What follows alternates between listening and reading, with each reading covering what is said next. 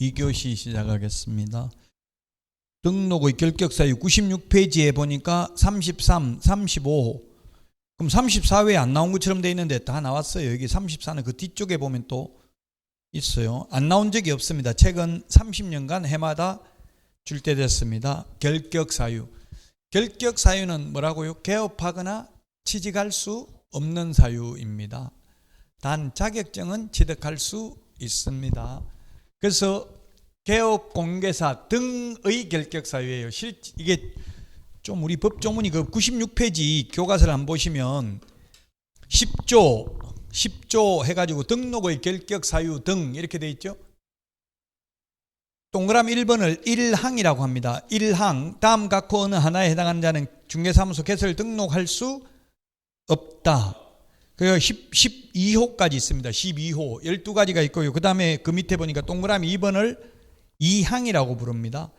2항 제1호부터 11호까지 어느 하나에 해당하는 자는 소속공개사 또는 중개보조원이 될 수 없다 이렇게 되어 있습니다. 그럼 이걸 두 개를 다 합하면 결국은 저도 제목을 등록의 결격사유 등이라고 법조문대로 적었지만 논리적으로 보면 개업공인중개사 등의 결격사유입니다.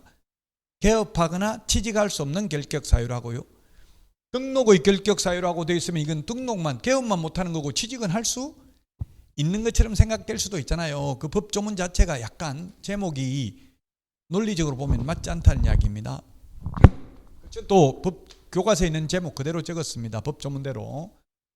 자, 개공 등, 개업공개사 등이란 거기 보면 우리 교과서 96페이지 조금 전에 읽었던 법조문 동그라미 3번을 3항이라고 합니다. 맨 밑에서 5번째 줄에 등록관청은 개업공개사, 소속공개사, 중개보조원, 법인의 사원, 임원, 가로하고 개업공개사 등이라 한다. 등자 동그라미 하세요. 찾았어요? 교과서요. 개업공개사 등이라 한다. 제1항 1호부터 11호까지 어느 하나에 해당하는지 여부를 확인하기 위하여 관계기관에 조회할 수 있다. 증거기록 같은 걸 조회할 수 있다고요. 결격사유에 해당되는지 여부를 확인하기 위해서. 그래서 옛날에는 뭐 신원증명서 이런 걸 떼가지고 냈습니다. 옛날에는. 근데 지금은 전산조회가 다 가능하기 때문에 필요 없습니다. 다 확인합니다. 결격사유의 증가기록을 다 확인한다고요. 그래서 개업하려면 증가기록이 있으면 개업 못합니다. 쉽게 말하면. 그 제가 포괄적으로 증가라고 했고 구체적으로는 이제 좀 이따 보면 나옵니다. 그 지금 개업공개사 등 그 다음에 개업공개사와 소속공개사에게 해당되는 것, 개업공개사에게만 해당되는 것 이런 게 있는데 나중에 구분해서 정리를 하고요. 지금은 어쨌든 결격사유라는 것은 개업공개사 등에게 해당된다. 보조원도 될 수 없다고 여기에 해당되면 감옥 갔다 나온 지 얼마 안 됐으면 보조원으로 취직도 안 된다고요.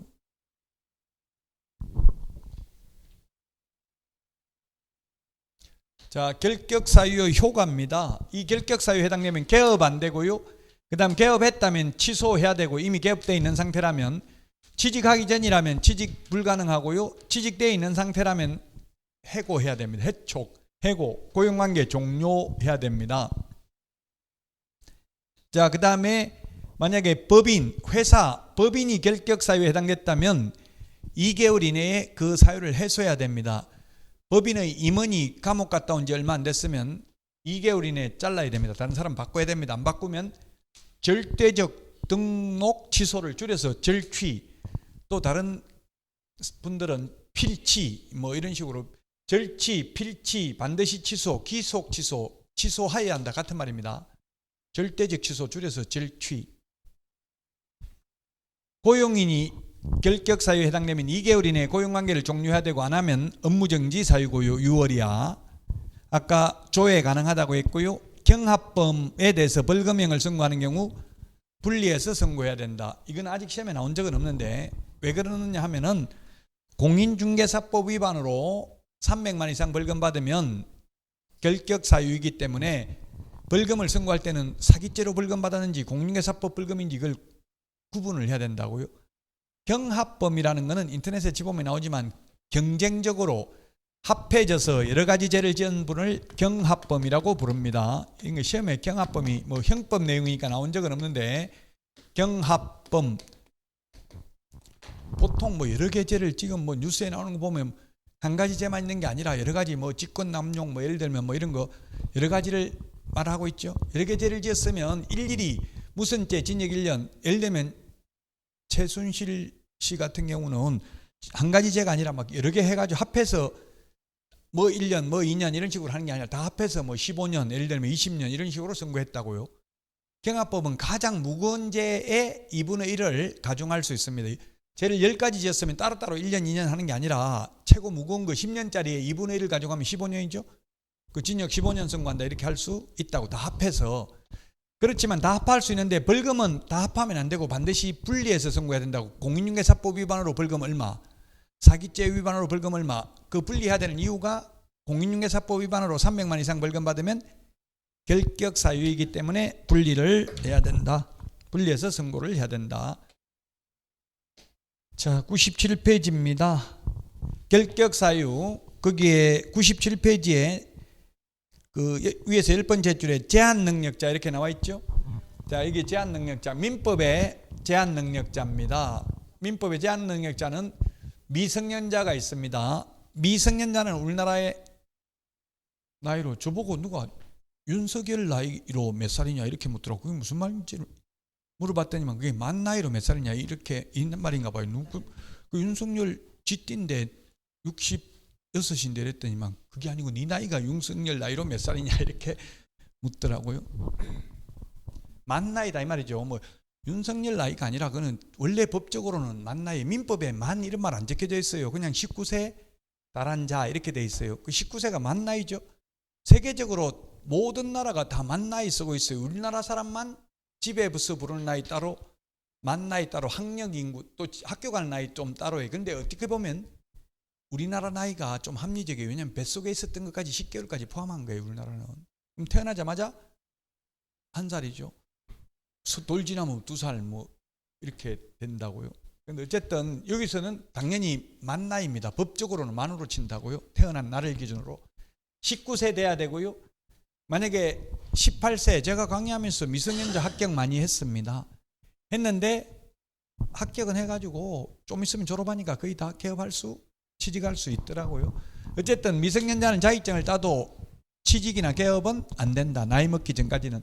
성년 의제가 인정되지 않는다. 민법에서 혼인을 하면 성년으로 본다. 이런 규정이 있습니다. 민법에서는 만 18세 이상이면 혼인할 수 있습니다. 옛날에 민법에 여자는 16세, 남자는 18세 이상이었습니다. 근데 여성단체에서 반발해가지고 왜 차별하냐 해서 지금 남녀 공이 18세 이상 돼야 결혼할 수 있습니다. 18세 넘어서 자기들끼리 결혼해가 산다고 하면 부모가 말릴 수 있어요, 없어요? 법적으로는? 부모 동의 받을 필요도 없어요. 18세는 받아야 되는데 19세 이상 성년이 되면 받을 필요 없어요. 18세는 부모 동의 받아야 돼요. 미성년자이기 때문에. 그래서 혼인을 해도 개업 안 되고 취직 안 된다. 오직 나이를 먹는 길밖에 없다고요. 또 부모가 동의해도 중개보조원으로 취직할 수 없다. 오직 나이를 먹는 길밖에 없다. 피성년 후견인, 피한정 후견인의 경우에는 법원으로부터 종료 심판이 있어야 됩니다. 정신과 의사로부터 정상인이라는 소견서를 첨부하면 벗어난다 X입니다. 옛날에는 피한정 후견인을 한정치산자, 피성년 후견인을 금치산자라고 불렀습니다. 옛날에는. 어떻게 보면 금치산자, 한정치산자가 좀 더 이해하기는 더 쉬운 것 같아요. 금치산자, 재산을 관리하는 것을 완전히 금지하는 자고요. 한정치산자는 한정적으로 관리하는 것을 금지하는 자입니다. 누가 더 상태가 심각한 겁니까? 금치산자죠. 그럼 여기도 마찬가지 피한정 후견인, 피성년 후견인 중에서 누가 더 상태가 심각하다? 피성년 후견인. 피한정 후견인은 후견이라는 게 뭐예요? 후견, 뒤후자. 민법을 하려면 한자를 알아야 민법을 이해하는 데 도움이 많이 돼요. 후견인이라고 하면 뒤에서 바라보는 사람 이 뜻이잖아요. 한자로 보면 직역을 하면, 의역을 하면 뒤에서 보살펴 주는 사람. 그래서 피한정 후견인, 이 말은 한정적으로 보살펴 주는 사람을 한정 후견인. 피라는 말이 붙으면 보살핌을 받아야 되는 사람이 피입니다. 피, 가죽 피자. 피한정 후견인, 피보험자, 피. 그래서 보살핌을 받아야 되는 사람, 가족 피자, 가족 피가 따뜻하게 보호해야 된다 이 뜻이에요. 그래서 피한정후견인은 한정적으로 보살핌을 받아야 되는 사람이 피한정후견인이고, 그냥 한정후견인은 한정적으로 보살핌을 주는 사람을 한정후견이라고 해요. 피한정후견인, 보살핌을 받아야 되는 사람이다. 피한정후견인. 옛날 롯데 신격호 전 회장이 돌아가시기 전까지 피한정후견인이었죠. 그럼 재산 같은 건 마음대로 정신이 없어가지고 판사가 신문을 하더라고. 여기 어딘지 압니까? 이러니까 어디고 이렇게 반말로 경상도 말 하더라고. 그러니까 지금 정신이 오락가락 한다고 보고 피한정후견 개시 심판을 한 거예요. 그럼 재산 같은 거 마음대로 처분할 수 없다는 이야기죠. 후견인의 동의를 받아야 처분할 수 있습니다. 그래서 종료 심판이 있어야지 시험에 정신과 의사로부터 정상인이라는 소견서를 첨부하면 결격사유에서 벗어난다. X. 정신과 의사가 판단하는 게 아니라 가정법원의 심판에 의해서, 탄핵 심판 뭐 이런 말 나오잖아요. 심판에 의해서 결정이 됩니다. 벗어나는 것도 종료 심판이 있어야 되고요. 시험에 출제되는데 피특정 후견인, 이건 민법 아마 15조인가 있을 텐데, 피특정 후견인, 특정 사무에 대해서만 보살핌을 받아야 되는 사람입니다. 결론은 피특정 후견인은 결격사유에 해당되지 않습니다. 여러분들 휴대폰 가지고 피특정 후견인 치보면 여기에 대해서 자세하게 나와 있어요. 그 자세한 건 몰라도 되지만 어쨌든 우리 시험에는 결론만 나온다고요. 피특정 후견인은 결격사유 아니고, 피성년 후견인, 피한정 후견인은 결격사유니까 개업하거나 취직할 수 없다. 그 사유를 해소하기 전까지는. 파산 선고받았으면, 빚잔치를 했으면, 파산 선고받았으면 복권 결정이 있어야 됩니다. 시험에 복권 신청하면 결격사유에서 벗어난다. X. 복권 결정이 있어야 된다. 채무자 회생 및 파산에 관한 법률에 의해서. 지금은 법 이름이 채무자 회생 및 파산에 관한 법률입니다.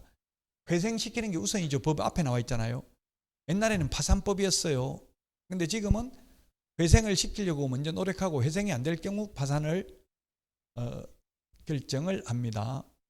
여러분들이 남한테 빚이 많다고 요즘 막 가족 일가족 자살하고 이런 게 많이 나오잖아요.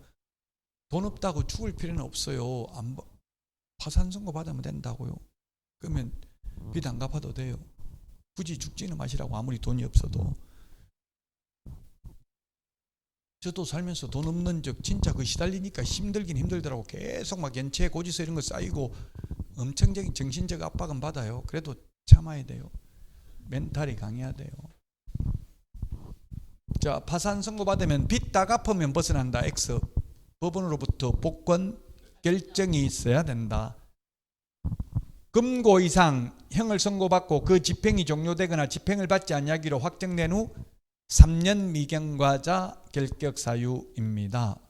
가석방 된 경우에는 남은 자녀 형기 더하기 3년입니다. 가짜 석방이니까 자녀 형기를 가석방 기간이라고 합니다. 가석방은 형기의 3분의 1만 채우면 법적으로는 가석방 될 수도 있습니다. 그럼 징역 3년 선고받으면 1년 만에 가석방 될 수도 있다고요. 그러면 남은 기간 2년 남았으니까 시험에 1년 만에 가석방 됐으면 가석방 된 날로부터 3년만 지나면 결격사유에서 벗어난다. X. 남은 자녀 형기 2년 더하기 3년 더 지나야 된다. 그래서 우리 결격사유에서 벗어나는 것은 가석방 되든 만기석방 되든 똑같다. 결론은. 금고 이상형이라고 하면 징역하고 금고형이 다른 점은 징역형은 정력에 복무케 합니다. 일을 시킵니다. 일을 시키면 월급 줘요, 안 줘요? 월급도 줍니다. 지금 구치소에 미결수들이 있는 곳을 구치소라고 하죠. 기결수가 있는 곳을 교도소라고 합니다. 달라요. 구치소는 아직 형이 확정되지 않은 사람이 있는 데가 구치소라고요.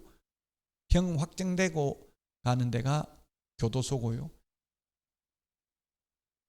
그래서 금고하고 징역 다른 점은 금고형은 일을 시키지 않고 징역형은 일을 시킵니다. 그 도로교통법 이런 거는 금고형이 많아요. 도로교통법은 일부러 그런 거는 고의로 한 건 아니라고 보고 금고형이 많다고 일을 안 시키는 게.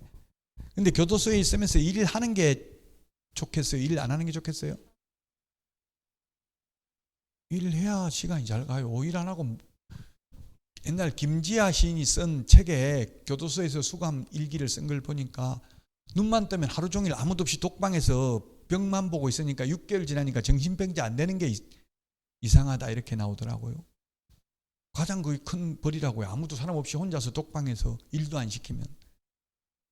그 일을 하겠다고 하는 게 좋아요. 그리고 금고형을 받아도 본인이 일을 하겠다고 하면 일 시켜줘야 돼요. 여러분 혹시 가게 되면 일을 하겠다 말하라고 일 안 하고 있는 게 힘들어요. 우리 같은 사람은 안 가지만 그 돈 많이 번 사람들은 거의 한 번 안 갔다 온 사람, 재벌 총수나 뭐 유명 정치인이나 한 번 안 갔다 온 사람 별로 없잖아요. 웬만한 사람들은. 자, 그 다음에 법률 변경, 특별 사면, 형의 시효 완성이 돼도 3년 지나야 된다. 예를 들면 지금 법률이 폐지된 게 많죠. 간통죄 이런 게 폐지됐잖아요. 옛날에 있던 게 혼인빙자, 간음죄 이런 것도 폐지됐습니다. 그래서 만약에 간통죄 위반으로 구속되어 있다가 법률이 변경되어서 석방되면 그래도 3년 지나야 취직하거나 개발 수 있다는 이야기입니다. 지금 특별사면이라는 말은 많이 뉴스에 들어봤잖아요. 특별사면. 옛날에 유명한 게 이명박 전 대통령은 이건희 삼성 회장 한 명만 특별사면 한 적도 있어요. 특별한 사람을 대통령 권한으로서 사면할 수 있습니다. 그게 특별사면입니다. 근데 일반 사면은 딱 한 명만 할 수 없습니다. 그 죄에 해당하는 사람을 모두 다 해야 되고 국회 동의를 받아야 됩니다. 그 뉴스에 일반 사면 됐다 이런 건 들어본 적이 거의 없죠. 특별 사면을 줄여서 특사, 일반 사면을 줄여서 대사라고 합니다. 대사면 됐다 이 말은 거의 안 들어봤잖아요. 국회 동의를 받아야 되는데 야당이 동의 잘 안 해주겠죠. 여든 야든 무조건 상대방은 거의 반대하는 경향이 있어요. 정파가 다르면 뭐 어느 정권이든 역대 정권이 야당이 순수히 찬성해 준 적은 한 번도 없어요. 이때까지. 다른 나라도 거의 마찬가지고요. 지금 미국도 거의 뭐 트럼프 되고 나니까 막 거의 비슷하잖아요.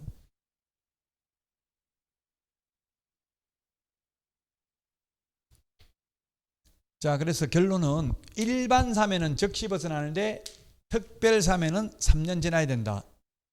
사면 받고 이게 시험에 출제됐고요. 그 다음에 금고 이상의 집행유예를 받으면 유예기간 더하기 2년간 결격사유입니다.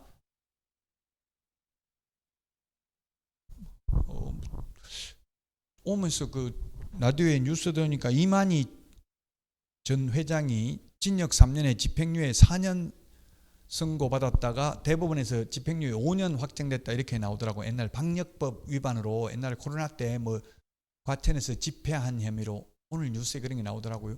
그러면 감옥 가요 안 가요? 집행유예 5년이면 안 가죠. 징역 3년 받고 집행유예 5년이면 5년 동안만 죄 안 지으면 그 3년은 없어지는 거예요. 5년 안에 죄를 지으면 다시 그 3년하고 새로 받은 만약 1년 받았다면 1년하고 같이 4년 살아야 돼. 예를 들면 그게 집행유예입니다. 집행을 유예하니까 감옥 가지는 않는다는 이야기입니다. 감옥은 안 가지만 개업하거나 취직은 못한다. 집행유예 3년 받았으면 5년 동안 취직은 개업은 못한다. 집행유예는 결격사유인데 선고유예는 결격사유가 아닙니다. 선고유예는 결격사유가 아니다. 2년 지나면 면소된 것으로 본다. 가장 가벼운 게 기소유예고 그 다음에 선고유예인데 선고유예 최근에 판례 뉴스에 나오더라고요. 뭐 옛날에 전 통일부 장관인가 안보실장인가 뭐 북한 어선 하나 기화했는데 다시 북한으로 돌려보낸 사건이 있었어요. 북한에서 16명인가 죽이고 남한에 넘어와가지고 좀 무섭잖아요. 거기서 살인하고 배 안에서 넘어온 사람 다시 북으로 보냈다고 그 뭐 무슨 법 위반으로 해가지고 선고유예 받았더라고요. 안보실장인가 전 정권에서 문재인 정권에 있던 분 선고유예 뉴스 못 봤어요. 그런 거 선고유예 받았다 나왔죠. 선고유예면 감옥도 안 갈 뿐더러 결격사유도 아닙니다. 개업해도 되고 취직해도 됩니다. 선고유예는 판사가 이 선고유예하는 것은 징역 1년 이하의 형에 해당되는 경우만 선고유예가 가능해요. 집행유예는 징역 3년 이하만 가능해. 징역 4년 선고하면서 집행유예 5년 이건 안 된다고요. 3년 이하의 징역형만 집행유예가 가능하고 1년 이하의 징역형에 해당되는 경우만 선고유예가 가능해요. 그 선고유예는 결격사유 아니다. 결론은 우리나라에는 검사에게 사실은 판사한테보다 권력이 더 집중돼 있어요. 헌법에 기소 독점주의, 오직 검사만 기소할 수 있어요. 기소유예된다는 것은 기소, 일으킬 기자, 소송을 할 소자, 소송을 일으킨다. 즉 재판에 회부한다. 검사가 재판에 회부 안 하면 판사가 길 가는 사람 끌어다가 와가지고 너 재판 받아라 이런 말 할 수는 없어요. 검사가 이게 앉혀가지고 이 사람 재판해 주세요 하는 것만 할 수 있다고요. 그 검사가 자기 이쁜 사람은 빼버리고 미운 사람만 다 잡아올 수도 있다고요. 그럼 구속 안 되고는 검사 손에 달려 있는 거지 판사는 실제 그 청구한 그것만 보고 해요. 그 똑같은 죄를 지어도 보통 보면 어떤 경우는 구속되고 어떤 건 안 되는 거는 그 검사가 그렇게 했기 때문에 그래요. 조서를 작성했기 때문에 그래요. 자, 어쨌든 검사가 재판에 안 넘기면 방법이 없다는 이야기예요. 기소유예 시켜버리면. 저도 기소유예 가까운 지인이 기소유예 받은 걸 봤는데요. 옛날에는 그 불법 음원 다운로드 받아가지고 뭐 블로그 같은 데 올리고 많이 했어요. 옛날에는 음악. 요즘은 저작권 이런 게 엄격하게 적용해가지고 못하죠. 그 음악 하나 올렸다고 변호사가 전화 왔더라고요. 100만 원 안 주면 고소하겠다. 100만 원 주면 합의해 주겠다 이러더라고요. 제가 고소하라 이렇게 했더니만 중학생이 올린 거였어요. 고소했는데 가서 조사받아가지고 기소유예 결정을 받았어요. 아예 재판에 넘기지 않고 검사선에서 마무리지고 끝냈다고요. 근데 기소유예 돼도 지금 다 취직해가지고 있거든요. 취직하는데 이런 데 영향이 없더라고요. 기소유예 돼도. 자, 그 다음에 이법이 뭐예요? 이법. 지금 우리 뭐 배우고 있어요? 공인중개사법이니까 공인중개사법이 국토의 기획 및 이용에 관한 법률에서 이법하면 국토의 기획 및 이용에 관한 법률. 우리 공법 선생님은 뭐라고 불러요? 국토의 기획 및 이용에 관한 법률이라고 불러요? 아니면 국계법이라고 불러요? 국토법이라고 불러요? 뭐라고 불러요? 국계법. 그건 사람마다 자기 마음대로 줄여서 부르면 돼요. 그 대학 교수들이 쓴 책에 서문에 보면 국토의 기획 및 이용에 관한 법률을 앞으로 국계법이라고 부르겠다 이렇게 서문에 보통 써놓은 경우도 있어요. 근데 그 법제처 국가법령정보에 들어가면 줄임말도 요즘은 하도 사람마다 다 줄임말을 다르게 쓰니까 줄임말도 아예 적어놨어요. 그 어플 다운받아라고 했죠. 플레이스토어나 앱스토어에서 국가법령정보 다운받으면 모든 법을 조회할 수 있어요. 휴대폰으로. 이 법 위반으로 300만 원 이상 벌금 받으면 결격사유이다. 그래서 이 법인지 저 법인지 알 수 있도록 벌금형을 선고할 때는 경합범이라도 분리해서 선고해야 된다고 했습니다. 벌금만. 징역은 분리 안 해도 돼요. 어차피 징역은 이 법이든 저 법이든 개업 안 되니까 취직도 안 되니까요. 자, 그 다음에 행정처분인데 자격 취소 3년. 그 다음에 자격 취소되면 3년간 취직 개업 안 되고요. 자격 정지 기간 중에도 개업하거나 취직할 수 없고 등록 취소되면 3년간 개업하거나 취직할 수 없고요. 업무 정지 기간 중에도 개업하거나 취직 안 되고요. 법인의 업무 정지 사유 발생 당시 임원 또는 사원이 어떤 자도 안 됩니다. 사유 발생 당시입니다. 처분 당시가 아니고 시험에 처분 당시 X로 출제됐습니다. 결격사유에 해당하는 임원을 2개월 이내 그 사유를 해소 안 하면 절대적 등록 취소, 반드시 등록을 취소해야 된다. 자, 결격사유 시험에 반드시 나온다고 했는데 좀 이게 어려워요. 왜냐하면 공인중개사법만 있는 게 아니라 제한능력자는 민법에 있고요. 파산선고는 채무자 회생 및 파산에 관한 법률에 있고요. 집행유예, 선고유예, 기소유예 이건 또 형법에 있습니다. 각각 이 법 저 법이 있기 때문에 어려울 수 있습니다. 그러나 시험에 반드시 나오고요. 자, 사무소에 대해서도 107페이지 매회 출제된다라고 되어 있네요. 사무소에 대해서. 사무소는 1등록 1사무소, 등록도 한 번밖에 안 되고 사무소도 하나밖에 안 된다. 몸은 하나인데 사무소 2개, 3개 차리면 결국은 빌려주는 결과가 되기 때문에 한 번밖에 등록도 안 되고 사무소도 하나밖에 안 된다.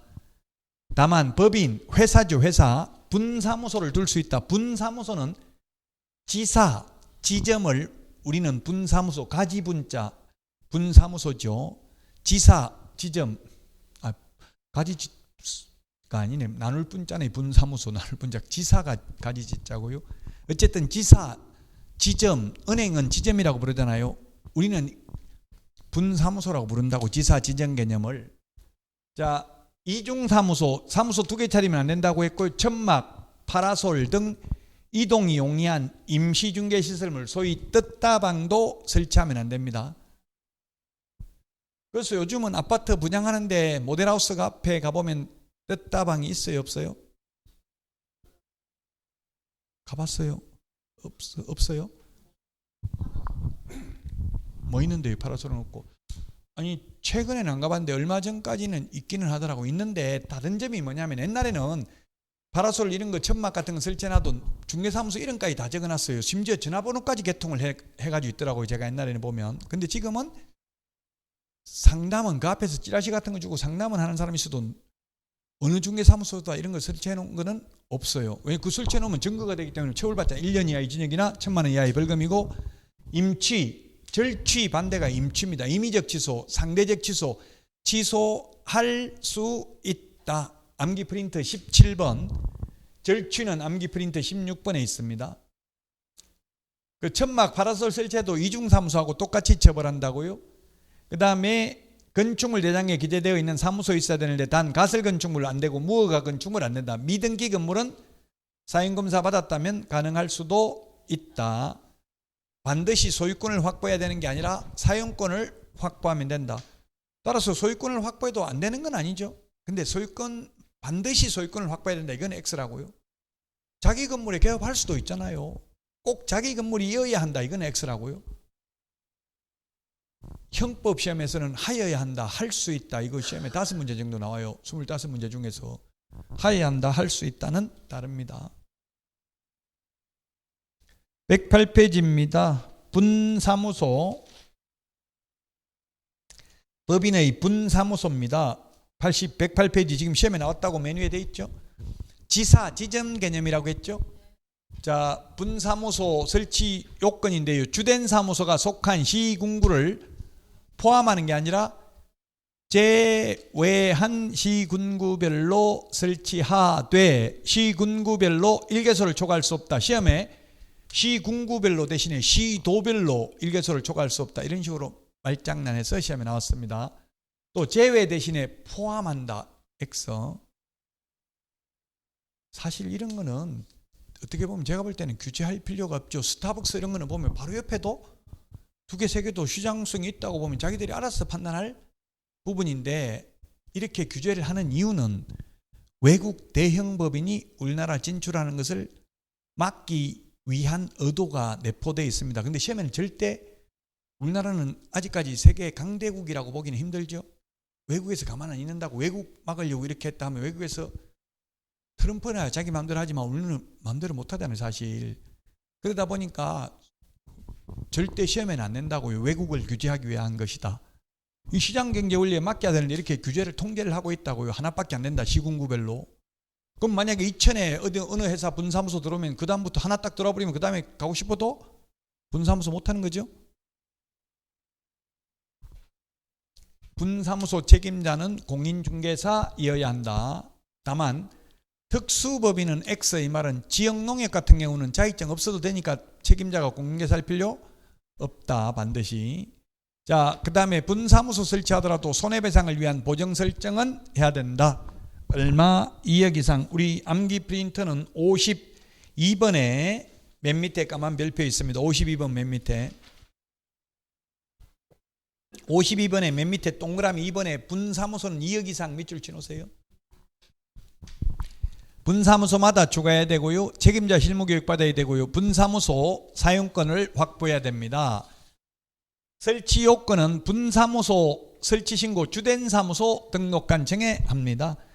암기 프린터 4번에 세 번째 까만 별표에 보니까 암기 프린터 4번에 세 번째 까만 별표에 보니까 분사무소 설치 신고, 분사무소 이전 신고, 분사무소 휴업 신고, 폐업 신고, 인장 등록, 업무정지 모두 주된 사무소 등록관 정입니다. 분사무소 설치 신고할 때 실무교육 수료증, 보정설정 증명서류, 사무소 확보 증명서류 3개를 제출해야 된다. 그리고 지자체 조례 가정하는 수수료 내야 된다. 그러면 지자체 즉 시군구에서는 신고서를 신고받으면 7일 이내에 교부해야 된다. 7일 이내. 왜 7일이냐면 책임자가 결격 사유에 해당되는 여부를 확인하는 데 걸리는 시간이에요. 7일 이내에. 지금 7일, 1이라고 돼 있는데 이번에 그 구속 취소 사유에 1이 아니라 시간으로 계산해야 된다. 이게 논쟁이 됐었잖아요. 그 민법의 기간 계산하는 법리가 특별히 다른 법률에 규정이 없으면 민법을 기준으로 해야 되거든요. 민법의 기간 계산하는 게 나와 있어요. 원칙 초일 불산입, 초일 첫날은 뺀다고. 하루 있다 돈 갚을게 하면 오늘 빌렸으면 오늘 뺀다고요. 하루 있다 갚을게 하면 1일 있다 갚을게 하면 오늘 갚는 게 아니죠. 내일 갚는 거죠. 그 날은 뺀다고요. 계산할 때. 여기 7일이 7일. 7일이니까 7일이면 시간으로 계산하지는 않습니다. 이거는 시간으로 계산하면 분 초 단위로 계산해야 되냐, 또 이게 논란이 대상이 될 수도 있겠죠. 민법에 어쨌든 기간 계산하는 건 나와 있다. 자, 7일 이내에 신고서를 7일 이내직 반드시 7일 있다 하라는 뜻은 아닙니다. 5일 만에 할 수도 있고 4일 만에 할 수도 있습니다. 자, 신고 확인서를 교부해주면 다음 달 10일까지 협회에 통보하고, 그 다음에 이 주된 사무소 등록 관청은 지체 없이 분사무소 관할 시장 군수구청장에게 분사무소 설치됐다는 사실을 통보해야 됩니다. 만약에 이천에 본사 주된 사무소가 있고 여주에 분사무소 내려면 여주시 갈 필요 없고 이천시장한테 신고하면 이천시장이 여주시장한테 통보해 준다고. 여기 그 여주시에 분사무소 설치 신고 받았다 이렇게 통보를 해 준다는 이야기입니다. 요거는 조금 전에 이 암기 프린트 4번에 있는 그대로고요. 좀 전에 이 서류 3가지 말씀드렸어요. 분사무소 설치 신고할 때 제출해야 되는 서류. 요거는 암기 프린트 4번에 있는 내용 그대로입니다. 자, 그 다음에 공동사무소입니다. 옛날에는 합동사무소라고 불렀는데 지금은 공동사무소라 하지 않고 그냥 공동사용. 제가 국토부에 옛날 합동사무소에서 공동사무소 뭐가 달라졌냐 물어보니까, 바뀐 게 뭐냐 물어보니까 합동은 일본식 한자고 공동사무소는 한글이다 이러더라고. 공동도 한글이 아니죠. 공동이란 말이 한자죠. 그 일본식 합동은 일본식 한자고 공동은 좀 한국식 한자 이렇게 아마 볼 수는 있을 것 같아요. 어쨌든 옛날에 합동사무소라고 부르던 걸 합동보다는 공동이라고 하니까 같이 쓴다. 이게 좀 느낌이 더 오죠. 좀 한국식 표현이라고 봐야 돼요. 공동 사용이. 옛날에는 합동사무소라고 불렀어요. 옛날에는. 지금도 변호사 사무실 이런 건 합동사무소라고 부르는 것 같더라고요. 자, 개업공개사는 공동으로 사용 가능하고요. 종별이 뭐예요? 법인인 개업공개사, 공인중개사인 개업공개사, 부칙개공 3가지가 종별이에요. 종별 관할 불문, 개업공개사 인원 제한 없음, 다른 개업공개사의 승낙서를 제출해야 됩니다. 업무정지기간 중 공동사용 불가능하고요. 다른 개업공개사에게 업무정지기간 중에 사용 승낙서를 제공하는 것도 업무정지기간 중에는 안 됩니다. 업무정지기간 중에 사무소 이전하는 방법으로 설치하는 것도 안 됩니다.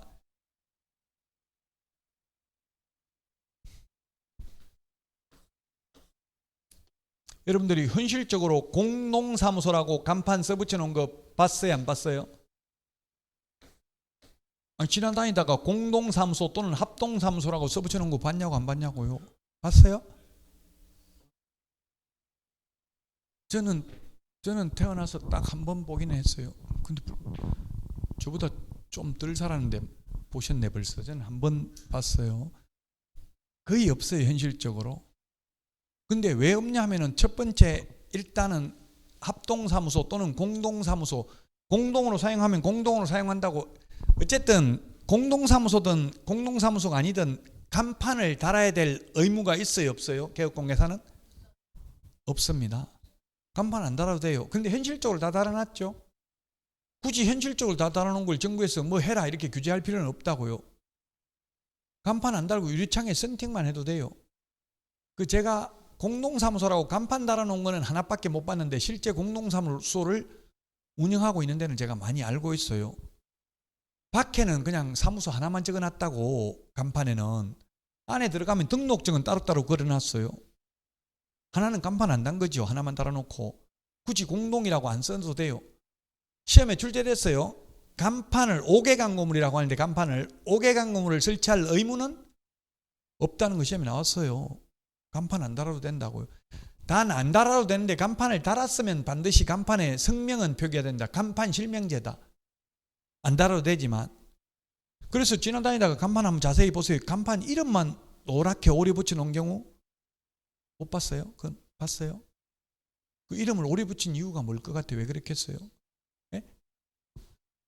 생각 뭐라고요? 예? 실명? 예? 오리 붙였는데요. 그리고 실명인데 실명은 오리 붙인 이유는 바뀌었다는 이야기죠. 권리금 받고 팔아가지고 또 인수해가지고 간판 그대로 놔놓고 이름만 바꿨다는 이야기예요. 대표자가 바뀌었다는 이야기예요. 그럼 계속 그 자꾸 바뀐 데가 좋아요? 자주 안 바뀐 데가 좋아요? 너무 자주 바뀐 데 안 좋겠죠. 집도 예를 들어서 살라고 보면 등기사항 증명서 열람해 보니까 뭐 소유주가 뭐 수시로 자꾸 바뀌었으면 이게 좋은 집이 안 좋은 집이에요? 뭔가 이상한 거잖아요. 이게 뭐가 터가 안 좋아서 막 뭐가 미신이 있든지 아니면 뭐 이게 투자자가 막 계속 사고 남겨먹고 팔아가지고 시세보다 더 비쌀 개연성이 있다든지 별로 바람직하진 않죠. 자주 소유자가 바뀌었으면 그 이력도 확인할 필요가 있어요. 부동산 취득하기 전에 먼저 등기사항 증명서를 떼보고.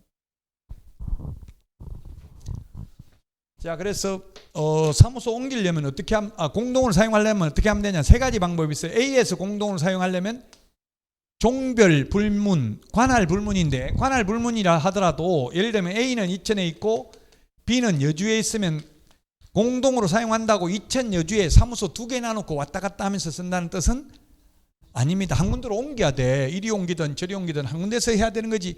사무소 2개 나놓고 같이 쓰는 게 공동이 아니라고. 사무소 한 군데서 2명 이상이 사용하는 게 공동사무소라고요.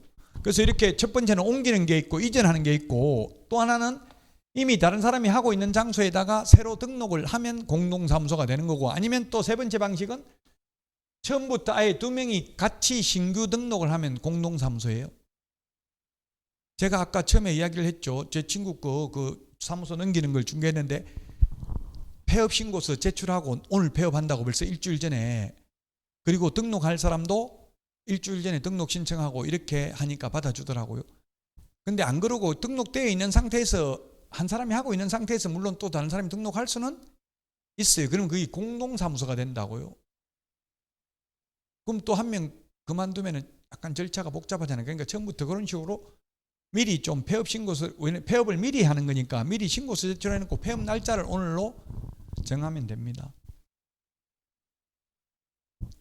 시험에 공동사무소는 현실적으로 별로 없기 때문에 잘 나오지는 않습니다. 이 정도만 하고 넘어가겠습니다. 어쨌든 이것도 헷갈리는데 현실적인 거하고 시험에 나오는 게 다른데요. 건물주 승낙서 받아야 된다 하면 X 이렇게 나왔어요. 시험에는. 그 사무소를 사용할 권리가 있는 다른 개업공개사의 승낙서를 받으면 돼요. 공인중개사법상은. 근데 현실적으로는 실무적으로 보면 건물주 승낙서 받아오라고 그래요. 괜히 이 말을 한 것 같은데요. 시험엔 절대 현실적인 게 나오는 게 아니에요. 제가 따지서 공무원한테 법조문에는 건물주 승낙서 받아오라 X로 출제됐다. 근데 왜 받아오라냐 하니까 건물주 승낙서를 안 받으면은 승낙을 안 하면 이게 임대차 계약이 효력이 없고 해지할 수 있잖아요. 상가 임대차법이나 주택 임대차법에서 전대를 하게 되면 임대인의 동의를 받아야 돼요. 안 받으면 해지할 수 있고 그렇잖아요. 그럼 절차가 복잡하니까 실무적으로는 받아오라고는 하더라고요. 제가 괜히 실무적인 걸 말했는데 어쨌든 시험에 나오면 건물주 승낙서 받아야 되는데 X 그 사무소 사용할 권리가 있는 다른 개업 공인중개사 승낙서를 받아야 된다. 이렇게 시험에 나왔다고요. 이제 현실적인 건 말하지 않겠습니다. 오직 우리는 시험 공부니까. 시험하고 현실하고 다른 게 많거든요. 네, 사용대차, 임대차 다 가능해요. 사용대차, 임대차. 지금 갑자기 사용대차 건물주 승낙서 말하는 거예요? 네. 일단 시험에 안 나오니까 넘어가자고. 저 현실적인 거 이야기하면 끝이 없으니까 어쨌든 건물주 승낙서 받아야 된다. 무조건 X라고 사용대차든 임대차든 시험에 나오면 그 사무소를 사용할 권리가 있는 다른 개업공개사 승낙서를 받아야 된다. 당연하겠죠. A에다 이 사람이 이전 신고할 때 A 몰래 할 수는 없는 거잖아요. A 사무소 이 사장한테는 동의를 받아야 되겠죠. 자, 사무소 이전입니다. 사무소 이전도 이게 우리 이게 이 사무소를 옮기는 건 뭐예요? 이사 가니까 주로 사무소를 옮길 가능성이 많잖아요. 그래서 사무소 옮기는 거하고 이사 가는 거하고 똑같습니다. 우리 옛날에는 이사 가려면 전출 신고를 먼저 했어요. 이천에 있다가 여주로 옮기려면 이천시에 가서 전출 신고를 했다고 옛날에는. 그 옛날에 그래서 시험에 그렇게 나왔어요. 이전 전 등록관 정해 신고해야 되는데 X라고요. 지금 우리 이사 가면 이사 가고 나서 그냥 전입 신고하면 되잖아요. 이사 간 동네에. 마찬가지로 우리 사무소 옮겨도 이전 후 등록관 정해 신고하면 된다고. 이전 전에는 말할 필요 없고 옮기고 나서 10일 이내 사후 신고하면 됩니다. 10일 이내. 아마 주민등록법상은 2주 안인가 아마 그럴 것 같은데 저도 전입신고 했거든요. 이사 가고 나서. 은행에 대출 받으니까 전입신고한 거 제출하라고 막 이러더라고. 어디 세 줄까봐. 대출 받아먹고 세 주고 이러면 잘못하면 은행이 후순위로 밀릴까봐. 최우선 면제 방이 3개면 방마다 다 세를 줘버리면 최우선 면제 3명이 생기면 은행이 떼일 수도 있잖아요. 다 못 받을 수도. 자, 그러면 우리 주민등록도 마찬가지고요. 이전 후 등록관 증이 이전 전 등록관 증에 등록 관련 서류 송부를 요청하면 이전 전의 등록관 증이 지체 없이 이전 후의 등록관 증에 서류를 송부하여야 한다. 자, 그 다음에 그 이전 신고를 하면 7일 이내 등록증을 재교부한다. 7일 이내 역시 결격 사유에 해당되는 여부를 확인하는 데 걸리는 시간입니다. 관할구역 밖으로 가면 무조건 재교부입니다. 즉 이천시에 있다가 여주시로 옮겼으면 이천시장이 준 등록증 반납하고 여주시장한테 새로 받아야 됩니다. 그걸 재교부라고 합니다. 자, 그림으로 그렸던 걸 다시 말로 적어놨는데요. 똑같습니다. 관할구역 안에서 이전할 때는 원칙 재교부인데 예외 등록증에 기재사항을 변경하여 교부할 수 있습니다. 이천시 안에서 동만 안흥동에서 백사면으로 백사면 맞아요? 옮겼으면 주소만 바꿔가지고 교부해 줄 수 있다. 근데 제가 이걸 실습해 보려고 실제 같은 시 안에서 옮기면서 재교부가 아니고 그냥 변경사항을 기재해서 교부받고 싶습니다 하니까 우리는 그런 거 안 됩니다 하고 벌써 출력해 버렸더라고요. 이미 다 출력했더라고. 돈 내라는 거. 재교부는 돈 내야 되잖아요. 돈 내라고 하더라고. 아니, 관할구역 안에서인데 기재사항만 변경해가지고 하면 안 되냐니까 우리는 그런 거 없다 이러는데 뭐 방법이 있잖아요. 출력해. 자기들이 손으로 적고 이렇게 해야 되는데 주소 그냥 출력해버리니까 옛날 거 없고 새로 출력하잖아요. 그럼 재교부니까 돈 내야 돼요. 관할구역 안에서도 원칙 재교부 예외적으로 기재사항을 변경하여 교부할 수 있고 관할구역 밖으로 가면 무조건 재교부라고요. 관할구역 밖이라는 것은 시군구 관할구역 밖을 말하는 거죠. 분사무소 아까 암기 프린트 4번에 세 번째 까만별표 분사무소 이전 신고 분사무소 설치 신고 전부 다 주된 사무소 등록관청에 분사무소 이전 신고를 하면 이전 신고를 받은 주된 사무소 등록관청은 분사무소 이전 전 및 이전 후 분사무소 관할 시장 군수구청장에게 통보합니다. 요거 사무소 이전 신고 시 제출을 해야 되는 서류는 두 가지, 송부해야 되는 서류는 3가지입니다. 시험에 사무소 이전 신고할 때 제출해야 되는 서류와 송부해야 되는 서류의 종류가 같다. X로 출제됐습니다. 암기 프린트 18번 맨 밑에 까만 별표 2개 있습니다. 18번 맨 밑에 18번 맨 밑에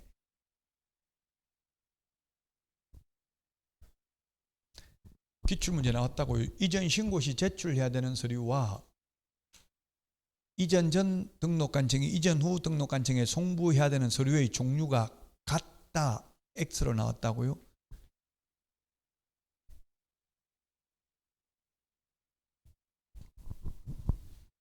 다르다.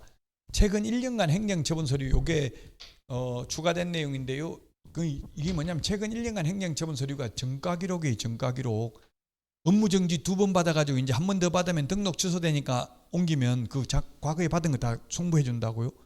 그럼 이전 후 해가지고 한 번 더 위반하면 3번 위반한 걸로 본다고. 최근 1년 이내에 정가 기록을 송부한다고. 최근 1년간 행정처분 및 행정처분 절차가 진행 중인 경우 그 관련 서류를 송부해 줍니다. 간판 철거. 이 간판 철거 규정이 없었는데 생겼습니다. 왜냐하면 간판 철거 규정이 없었던 이유가 권리금 받고 사무소 넘기면 간판 철거 안 하죠. 그냥 그대로 인수받죠. 근데 제가 보니까 2층에 있는 중개사무소 망해가지고 그냥 그만두면 간판 떼려면 또 돈 들어가잖아요. 그냥 간판 안 하고 가버리는 거예요. 그래가지고 이제 폐업을 하거나 사무소 이전하거나 등록 취소 요 3개는 간판 철거해야 됩니다. 안 하면 행정 대집행법에 따라서 대신 집행을 하고 그 비용을 청구합니다. 그래서 이전, 폐업, 등록 취소 3개입니다. 휴업 업무 정지되면 간판 철거할 필요 없어요. 휴업이나 업무 정지. 휴업 업무 정지는 최대 6개월이잖아요. 6개월 문 닫는 경우는 간판 철거 안 해도 된다고. 등록 취소되면 3년 동안 문 닫아야 되잖아요. 그런 경우는 간판 철거를 해야 됩니다. 개시 의무입니다. 중개사무소 오늘 한번 좀 가보세요. 주변에 중개사무소 있을 거 아니에요. 뭐 게시되어 있는지 액자에 보통 넣어놨잖아요. 그 가보면 더 헷갈릴 수도 있어요. 이게 법에 게시하라는 거 외에 추가로 더 게시해 놓은 경우도 있어요. 예를 들면 실무교육 수료증, 협회 회원 가입 증명서, 회원증 이런 거는 게시할 의무는 의무가 없는데 그걸 게시했다고 또 위반은 아니잖아요. 해야 되는 걸 안 하면 위반이지만. 그래서 등수사보자 이렇게 암기하도록 하겠습니다. 등수사보자, 등록증, 중개보수요일표, 사업자 등록증, 보정설정 증명서류, 자격증 원본 5개를 게시해야 됩니다. 소속 공인중개사가 있을 경우 소속 공인중개사 자격증도 게시해야 되고, 게시 안 하면 100만 원 이하의 과태료입니다. 중개사무소 개설 등록증 원본, 중개보수요일표, 사업자 등록증, 보정설정 증명서류, 자격증 원본. 여기 자격증은 원본, 분사무소인 경우 원본이라고 되어 있는데 사업자 등록증은 원본, 사본 말 없네요. 그럼 원본이겠어요? 사본이겠어요? 원본이에요. 아무 말 없으면 원본이에요. 아무 말 없으면 농담이다, 가짜다 이런 거 말 안 하면 그게 진짜인 거예요.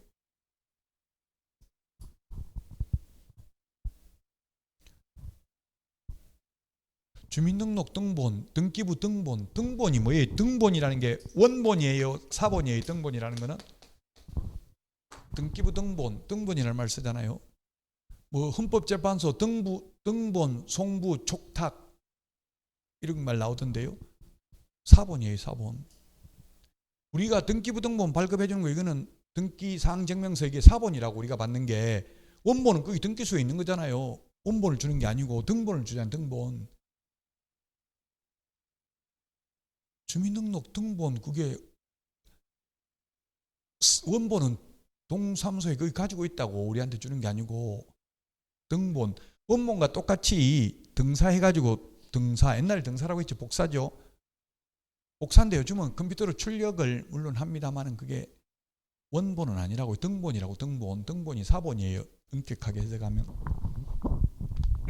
이 사업자 등록증은 아무 말이 없기 때문에 원본이. 아무 말 없으면 당연히 원본을 게시해야 된다고. 이건 어디 만약에 교부해주면 원본을, 자격증 제출할 때 원본 제출하겠어요? 사본 제출하겠어요?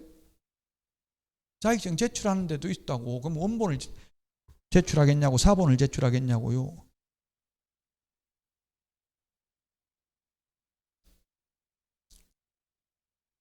제출하는 건 다 사본이죠.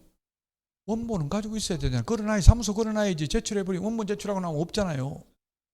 제출하는 서류는 사본입니다.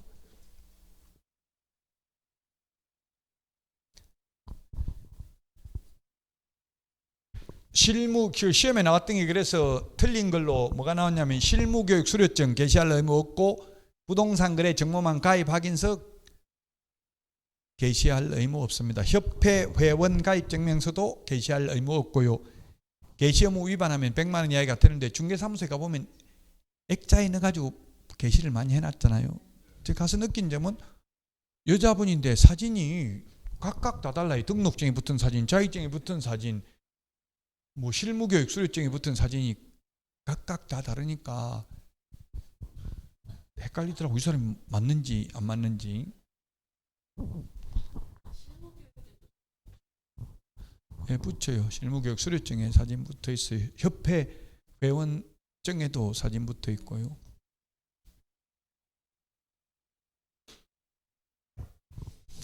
근데 우리 동네에도 제가 중개사무소 지나가다 보니까 전부 다 요즘은 광고를 유튜브 채널을 광고해놨더라고. 무슨 TV, 뭐 플라이즈, 이게 한번 치보세요. 우리 동네 바로 플라즈 TV인가? 지금 유튜브에 있는지 플라즈 TV 이런 거 있는지 한번 봐보세요. 이게 중개사무소 이름은 기억 안 나고 그 유튜브 채널 이름만 기억이 나더라고. 플라즈가 무슨 뜻인지 모르겠는데 플라즈 나와요. 유튜브 채널에 플라즈 TV 이렇게 뭐 그 촬영하는 기법 이런 것도 알려준다면서 이제 접근하는 게 그냥 뭐 부동산 투자하러 오라면 부담스러울 수 있으니까 이게 유튜브 무슨 촬영 무슨 카메라로 촬영한다 뭐 드론 뭐로 쓴다 이런 거 궁금하면 와서 다 보여주겠다고 오라고 부담 없이 오라고 돼 있더라고. 있어요. 플라즈 TV.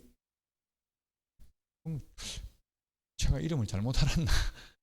플라즈 TV. 구독자는 500명밖에 안 되더라고요.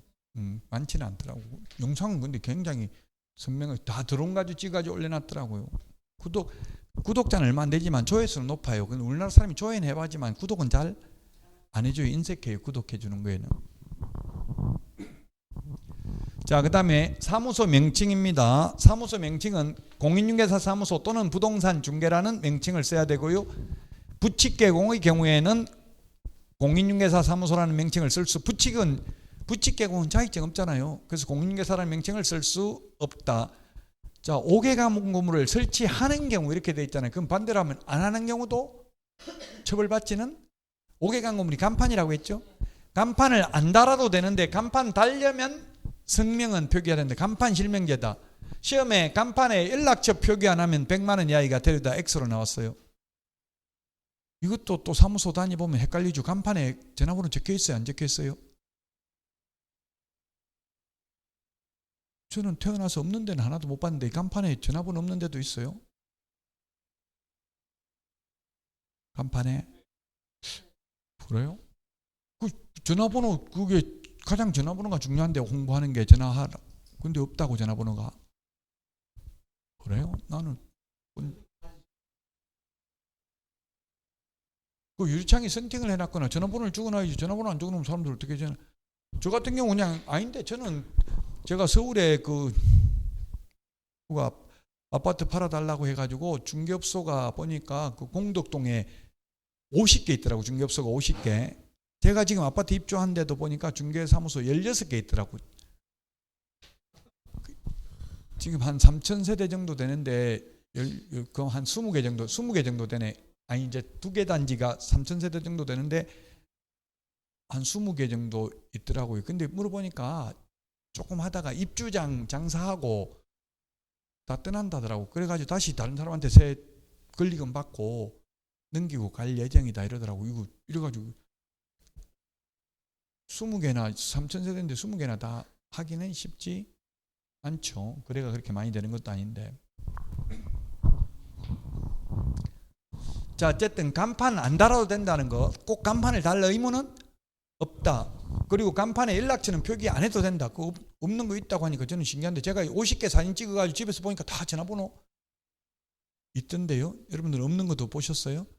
예, 안 적어도 돼요. 연락처 안 적어도 법적으로는 돼. 근데 만약 여러분들이 간판 단다면 전화번호 안 적으면 적어야 되겠죠. 홍보하려면.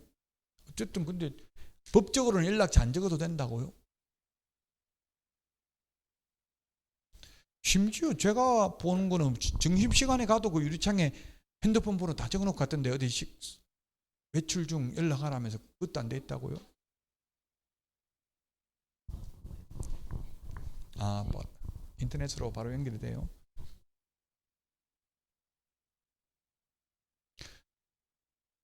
어쨌든 시험에 나오면 간판에 연락처는 안 적어도 되고 성명, 간판 실명제, 성명은 적어야 된다. 옛날에 성명 안 적어도 되는데 국회의원 입법으로 이게 성명 적도록 했어요. 그 이유가 자기 이름을 간판에 적어놓고 뭐 할맷집 이런 거 보면 얼굴이 간판에 있는 사람도 있잖아요. 얼굴 이름 적어놓고 사기치기는 어렵걸로 보고 간판에 이름을 적으라고 한 거예요. 자기 이름 걸고 사기치기는 좀 민망하잖아요. 명칭 위반하면 100만 원 이하의 과태료입니다. 공인중개사가 아닌 자가 공인중개사 그 밖에 이와 유사한 명칭을 사용하면 1년 이하의 지정이나 1000만 원 이하의 벌금. 그 다음에 개업공개사가 공인중개사 사무소 또는 부동산 중개라는 명칭을 사용 안 하고 부동산 컨설턴트, LBA 법률중개사 이런 것만 적으면 100만 원 이하의 과태료. 부칙개공이 공인중개사 사무소라는 명칭을 쓰면 100만 원 이하의 과태료. 5개 광고물 즉 간판에 성명을 표기하지 않는 경우도 100만 원 이하의 과태료. 불법 간판 철거 명령은 행정절차법이 아니고 민사집행법이 아니고 행정대집행법. 법 이름이 시험에 나왔어요. 행정대집행 대신 집행. 이게 법조문 10몇 개밖에 안 돼요. 법조문 몇 개 안 돼요. 대집 그러니까 법 내용은 알 필요 없고 제목만 법 이름만 알면 된다고요. 행정대집행법에 의해서 대집행할 수 있습니다.